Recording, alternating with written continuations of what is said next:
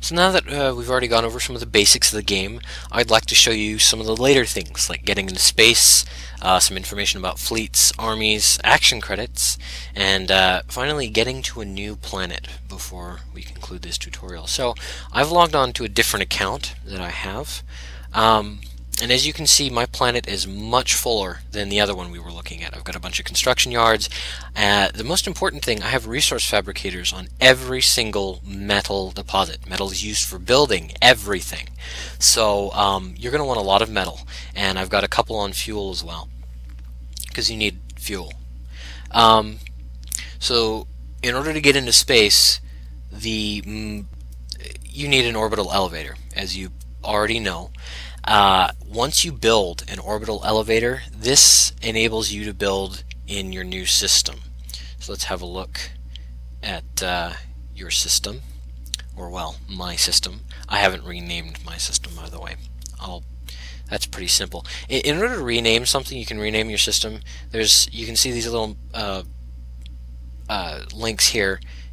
See, it's just really simple. You just click on that, and then you can put in whatever, and then click rename.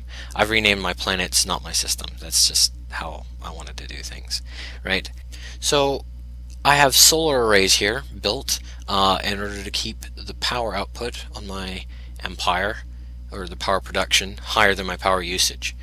And as you can see, they produce quite a lot. They give you 750 power per solar array. They also do not consume fuel resources, so that's really useful, right? Okay, so let's get into fleets. In order to build a fleet, you need a shipyard, and I built a shipyard over here. Right, just click and drag it. And in your military actions menu, once you've accumulated fleet credits, or enough of them, you can click and drag to create a fleet wherever you want to create it. And you can see it's 300 metal, 30 space credits, and you can name it whatever you want to name it. Pretty simple, right? So let's get into armies. This is a different planet that I've captured, and I've already built an army. So what you need is army credits. So once you have enough of those, and you get those, of course, from your armory, then you click and drag create army wherever you want to put it. And I put mine right next to an orbital elevator, and then you can click and drag your army to move it wherever after that, right? Your army will start off with 2 action credits. Now I've used up both of them. Moving 1 square constitutes using up 1 action credit.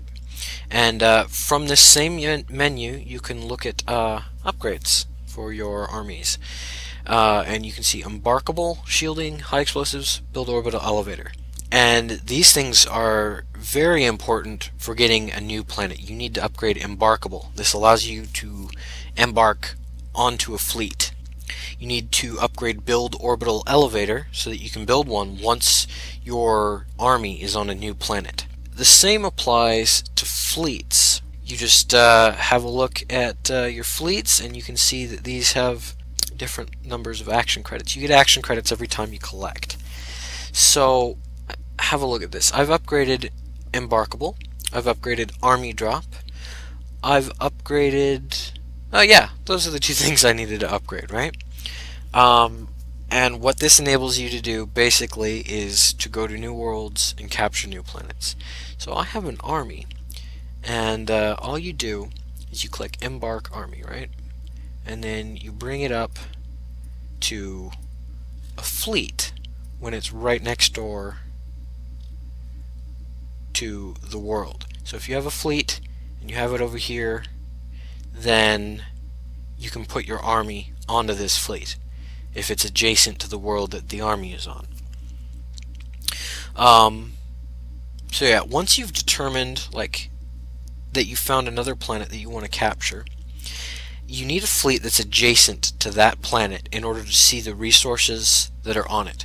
So because my fleet is adjacent to this planet, I can see it, right? It's in the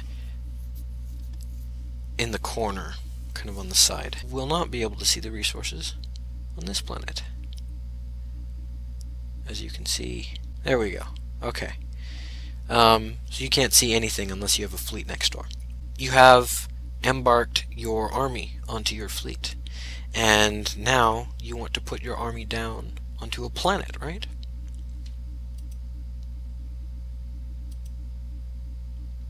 So you can see I've selected this planet as my next colonization target.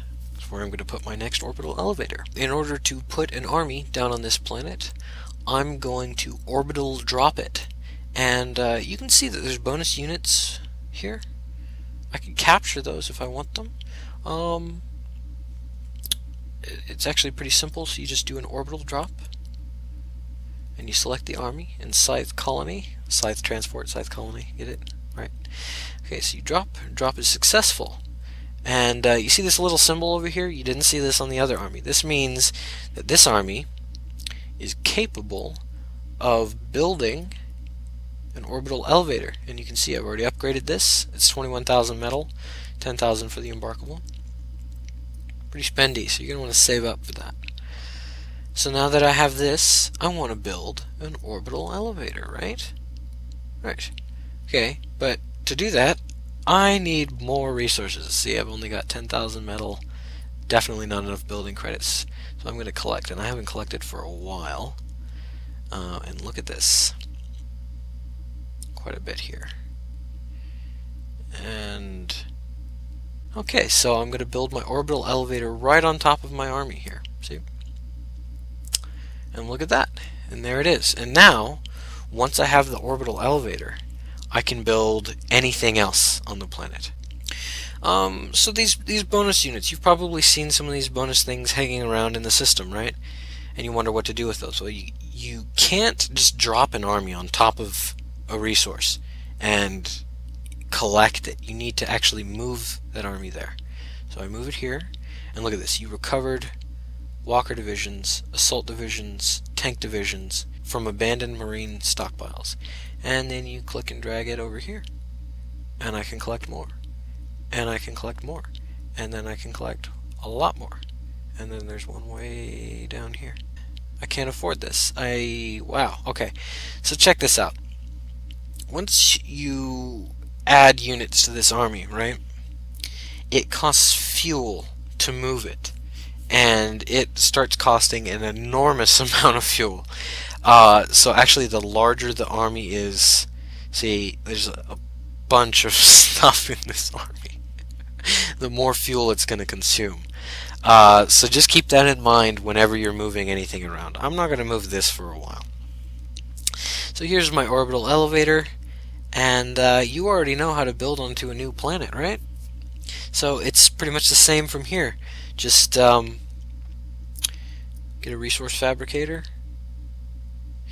Now, if you have lots of construction yards on your other planets, you don't necessarily need to build them on your new planet. So I'm just going to keep dragging resource fabricators down on these metal deposits. So there's one more thing I want to show you. I recently got a message from this person here. Subject is TAE. And this is a recruitment message. He wants me to join his alliance. There are two things you can do when you start off. You can either create an alliance, or you can look through this list of alliances, and or you'll get a message from somebody asking you to join their alliance. Now, when you click create, this is what you get. You can name it whatever you want, give it a description, and then just click create. Or look through list of alliances here, and this is listed in order of strength. Here's the second page. Now I'm just gonna go ahead and apply to join one of these alliances. This is mine right here. So I'll click join. Are you sure you wish to join? Yes. And what will happen now is the leader will either decide to accept or reject your application. Also, there are some forums for this game. You just go to game, forums. You can also donate. This tells you a little bit about referrals, news, right? There's also an IRC channel, and I'll tell you a little bit about that in the description. You can go to Silicon Dawn on irc.coldfront.net. Yeah, so thanks for watching. I hope this tutorial helped you.